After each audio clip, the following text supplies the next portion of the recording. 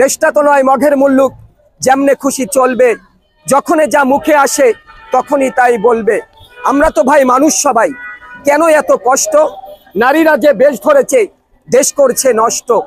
নারী জাতি মায়ের জাতি, আবার ঘরের বউ, এমন কিছু কথা বলে মানতে চায় না কেউ।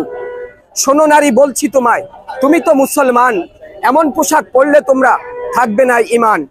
পুরুষকে তোমরা পুরুষ ভাবছো না, ভাবছো মাথার বোঝা, ধাক্কা দিয়ে যাচ্ছ চলে রাস্তা কত সোজা।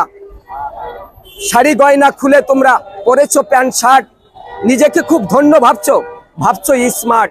ওগো নারী বলছি তোমায়, শোনো না কান খুলে, শাড়ি গয়না নিয়ে আসো, প্যান্ট শার্ট যাও খুলে।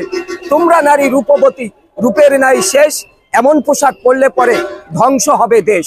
প্রিয় বন্ধুরা আমার, ওই জাতির উপর গজব পড়ে যে জাতি কখনো যখন পাপ করতে করতে চরমে পৌঁছে যায়, তখন মহান আল্লাহ তাআলা ওই জাতির উপর গজব ফেলে দেয়। তাই আমি আপনাদেরকে সবিনয় অনুরোধ করে বলব, সাবধান সাবধান সাবধান।